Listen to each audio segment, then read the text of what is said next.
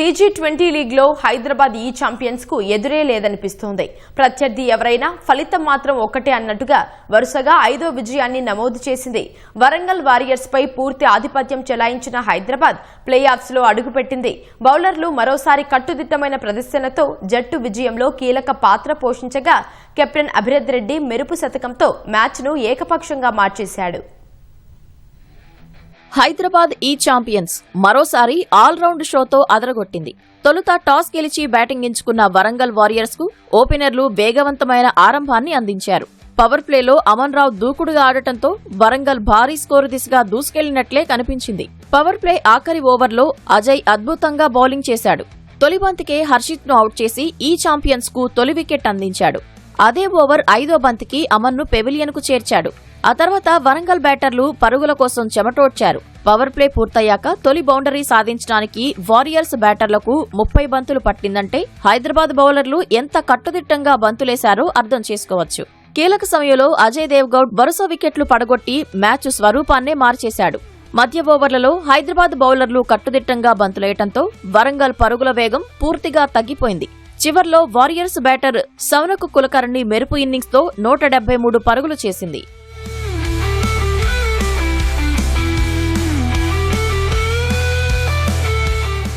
174 పరుగుల లక్ష్యంతో బరిలోకి దిగిన హైదరాబాద్ ఈ ఛాంపియన్స్ ఆరంభంలోనే 3 వికెట్లు కోల్పోయింది. కానీ కెప్టెన్ అభిరథ్ రెడ్డి ఏమాత్రం తడబడలేదు.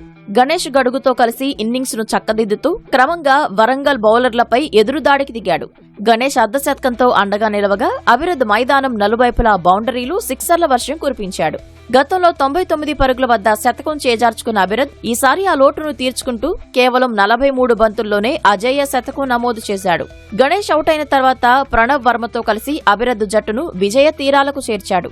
విజయానికి అవసరమైన పరుగులను కూడా వరుసగా బౌండరీ సిక్సర్తో పూర్తి చేసి జట్టుకు ఘన విజయాన్ని అందించాడు.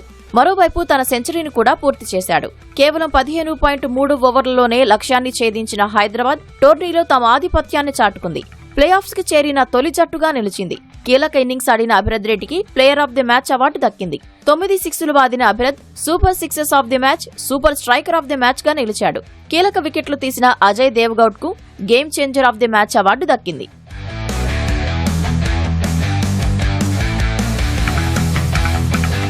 హైదరాబాద్ ఈ ఛాంపియన్స్ ఫైనల్ చేరితే ప్రతి ఆటగాడికి సహాయ బృందానికి 25,000 నగదు బహుమతి అందిస్తామని ట్రూసన్ సోలార్ వ్యవస్థాపకులు మేనేజింగ్ డైరెక్టర్ భవానీ సురేష్ ప్రకటించారు. పర్పుల్ క్యాప్, ఆరెంజ్ క్యాప్ హోల్డర్లకు 50,000 ఇస్తామని తెలిపారు.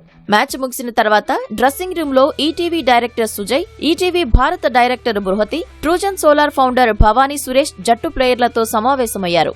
వరుస విజయాల పట్ల బృహతి సంతోషం వ్యక్తం చేశారు. ఈటీవీ డైరెక్టర్ సుజయ్ ప్లేయర్స్ ను అభినందించారు.